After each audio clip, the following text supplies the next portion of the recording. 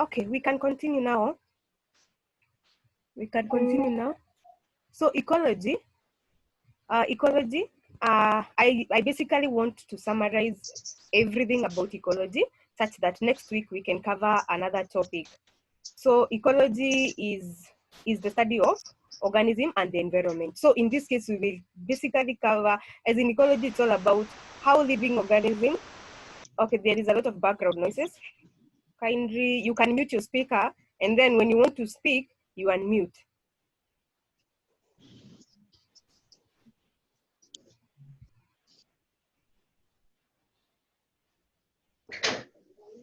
Kindly mute your speaker. There are a lot of background noises. Fortunata, mute your speaker, and Shael.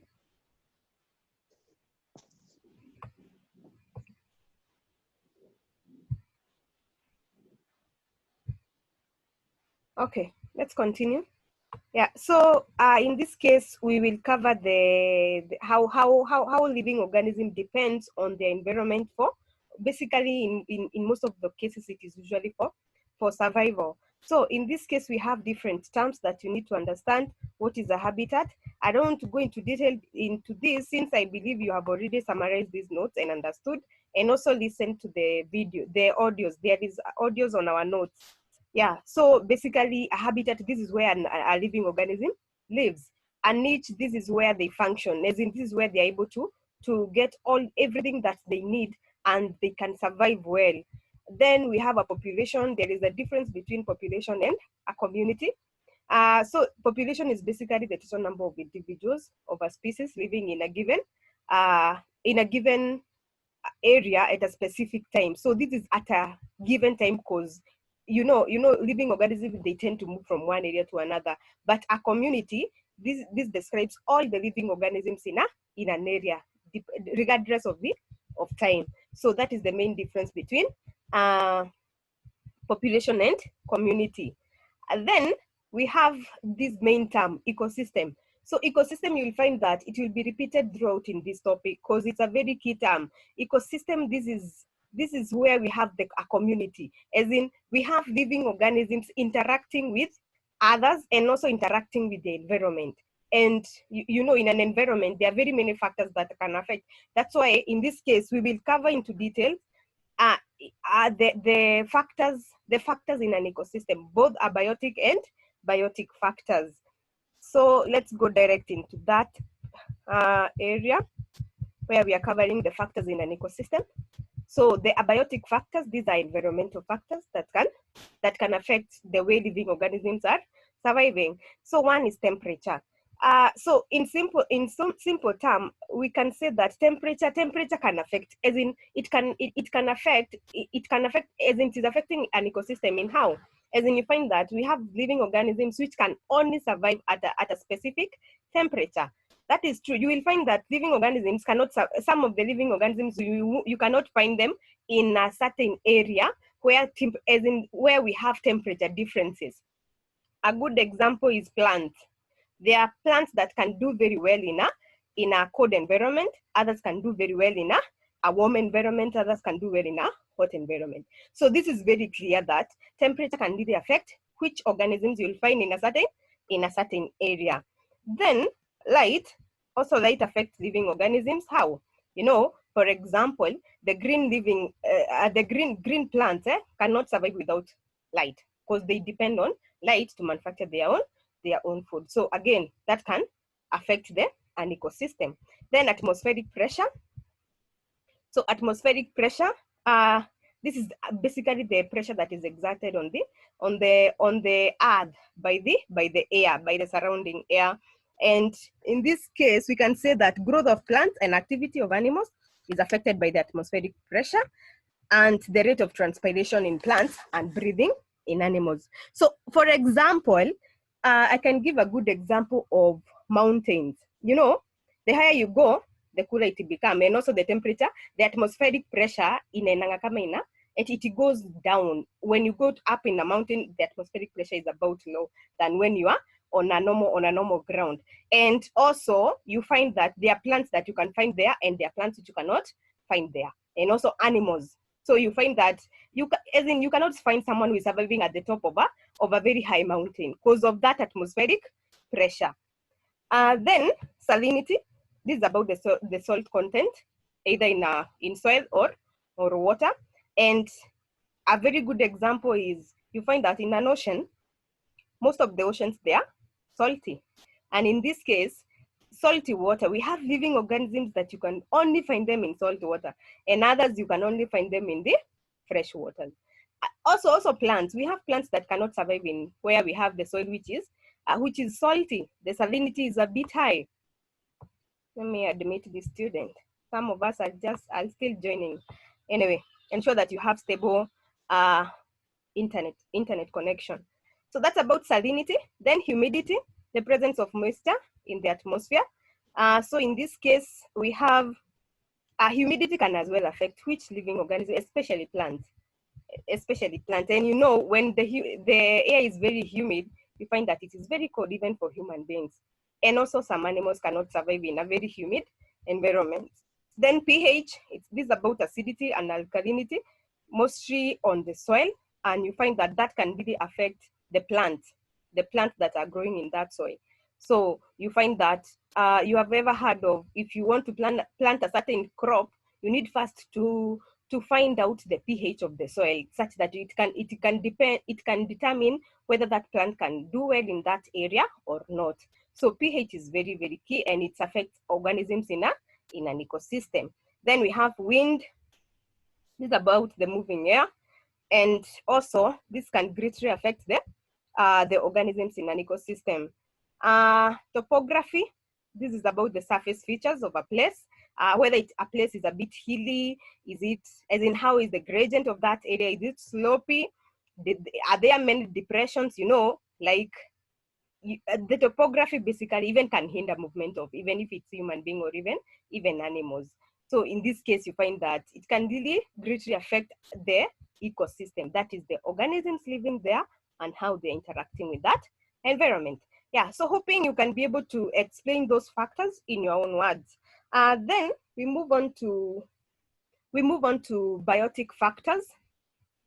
So biotic factors, these are the living components in an ecosystem. And in this case, in these factors, you find basically this is how living organisms are living.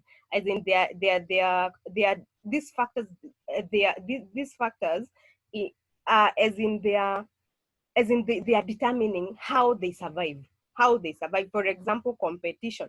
In this case, you find that competition, this describes the situation where two or more organisms in the same habitat require or depend on the same resources.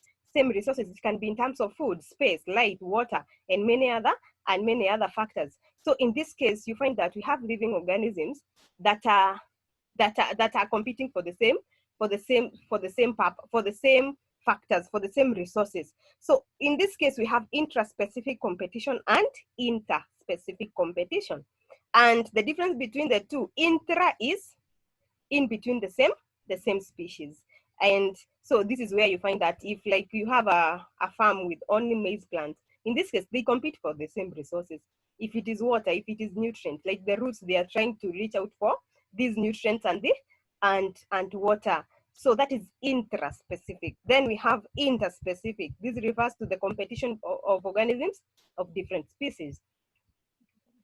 So different species of predators can compete for water and prey among themselves, as in different species of organisms.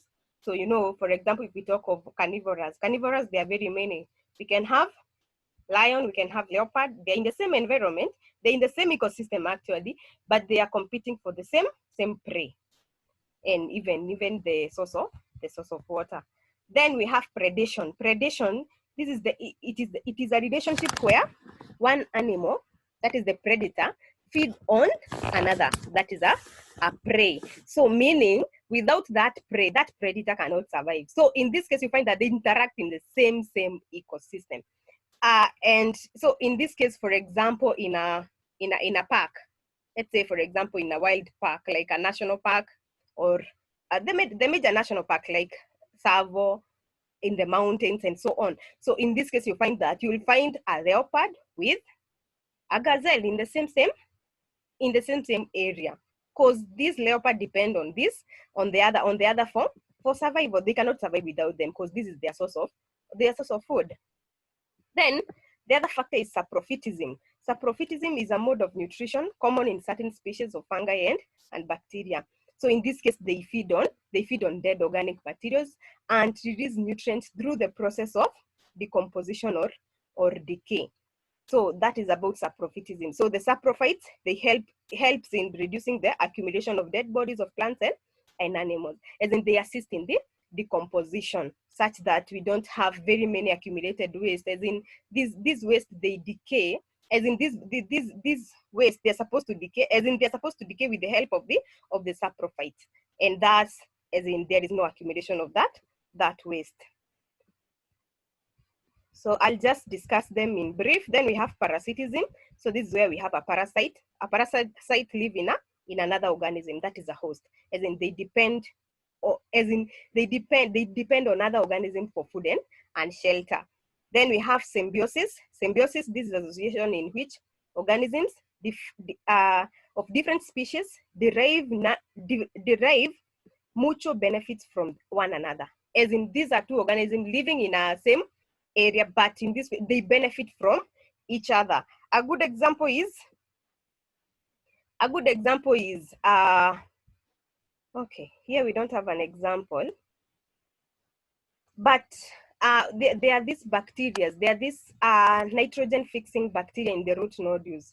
So in this case, the nitrogen fixing bacteria depends on the actually we have the nitrogen fixing bacteria and the root nodules of the leguminous plant. So in this case, they depend on each other. The nitrogen fixing bacteria, the bacteria itself is depending on that plant for survival. Then the plant, the root nodules, depending on that for the fixation of the nitrogen from the soil. Yeah, and we have many others you can find out.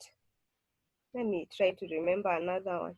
We also have the climbing plants, if you can remember them. The climbing plants, like they depend. Is that a symbiosis? Yes, we have some plants that can grow on another plant, and they help each other in one way or the other. Yeah.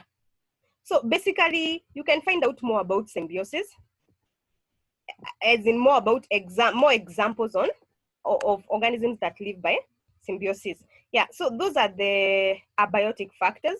And sure, also you can be able to explain them in your own words. Then we have the interrelationship between organisms.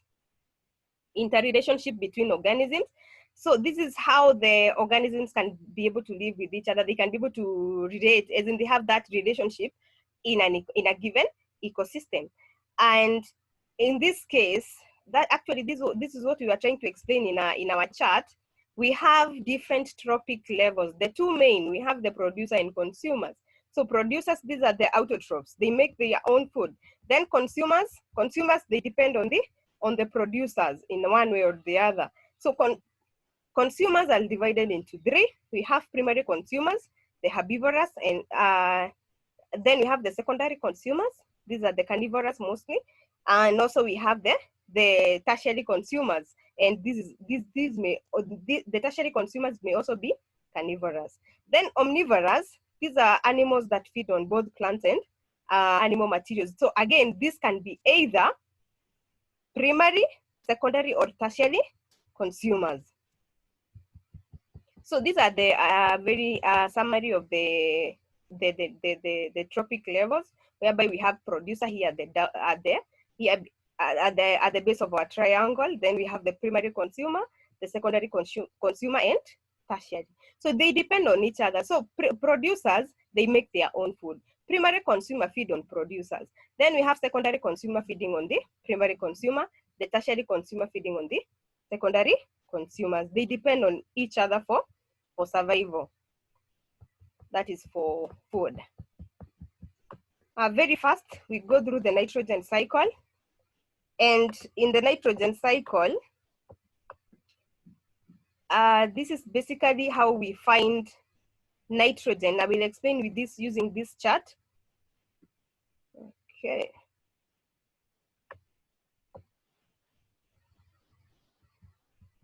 Using this chart very fast. And in nitrogen cycle, we have the utilization of the nitrogen. Nitrogen can be found in the atmosphere or in the soil. So in this case, we have bacteria that get nitrogen from the atmosphere to the soil. These are the nitrifying bacteria. Then we have the nitrogen fixing bacteria in the root nodules. This is a leguminous plant. So in the root nodules, we have the nitrogen fixing bacteria helping to convert this nitrogen in the soil to as in it's able to be utilized by this plant for their functioning. Then from there, we also have this plant, they are fed on animals. This animal, they can die, as in everything, all living organisms at the end of it, they die at some point in their life.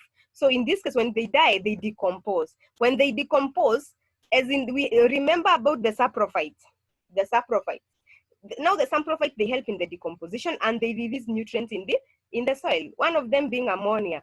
Then we have the denitrifying bacteria converting this ammonia into nitrogen in the soil. And now this nitrogen is able to be utilized for the nitrogen to be utilized by other plants. So basically, that's a summary of the nitrogen cycle. You can read more on it. Then we have the energy flow in an ecosystem. So energy flow in an ecosystem, how the energy is being utilized from the sun to the plants, and then, from the plant, it is being utilized for food, that is during photosynthesis. And then animals, they feed on those plants. So you find that this energy is flowing from one area to another. Let's see this cycle. So we have the solar energy. Solar energy is utilized by producers, the autotrophs. And then from there, we have the primary consumers. They feed on the producers. So they are feeding on that. That energy has been utilized, but now it's converted into another form. And then these animals, they feed on it. And remember, in animals, so we have the digestion that is occurring. So digestion that is converting that energy, the chemical energy, form of energy, and it's being utilized in their body. And that's the animals, they're able to get energy, as in they're able to get the energy such that they're able to survive. Then we have the carnivores. The carnivores, they feed on their animals. And from those animals, they're able to get food, and that food is converted to energy, and so on. So basically, it flows. The energy can flow from one area. This is the main source of energy, and it is utilized throughout the ecosystem, even with the bacteria and so on. So lastly, I want us to go through the food chain and food webs very fast. So this is well explained in our notes. We even have a video where you can listen. So a food chain, this is where we have the relationship between producers and consumers. And in this case, allow me to use this example of a food chain. So let's use the one with the diagrams. So here we have the maize. So maize is the producer, if we consider the maize plant itself. And then the locusts, they feed on the maize itself, that is the seed. Then these are the primary consumers. Then from the locust, we have a lizard. Lizard feeds on the insects, one of them being a locust. So that's a secondary consumer. Then we have a snake feeding on the lizard. So this is an example of a food chain. So we also have others here at the top. We have the green plant, antelope, lion. That's an example of a food chain. We have algae, tilapia. This is in water. So we have algae, tilapia, kingfisher. They feed on each other. The arrow is pointing to who is eating the other. Then food web. Now food web, we have many food chain interlinked, as in it can show different ecosystem. So for example, what we have here, we have the grass. Grass, this is the producer, the autotroph. Then grass, we have very many organisms that can depend on grass. In this case, we have a rabbit, mice, grasshoppers. Then from there, we have foxes feeding on the rabbit. Here we have foxes can as well feed on the mice. We have the grasshoppers feeding on the grass and frogs feeding on the grasshoppers. So from here, you can get many food chains. So for example, I can say grass, grasshopper, frog, snake. That's a food chain whereby we have grass as producer, grasshopper as a primary consumer, frog as a secondary consumer, and snake as a tertiary consumer. So you can be able to develop very many food chain. So here we have grass, rabbit, fox. That's a food chain. It's a complete one actually. We can as well have grass, grasshopper, grass, grasshopper, grass, grasshopper, sparrow, and a hawk. So in that case, grass is the producer, primary consumer is the grasshopper, sparrow is the secondary consumer, and hawk is a tertiary consumer. So these are very many. So in this case, you realize we have we have different ecosystem here. It can be terrestrial, that is on land where we have the fox and the rabbit. It can be on the water where we have the frogs and even the snakes. And it can be in the air. You see where we have the hawks and the sparrows. Yeah, and so on. Yeah, so that's it about food web and food chain. Is there anyone with a question? Any question? Hello, do we have a question? You can unmute your speaker. Fortunata, do you have a question?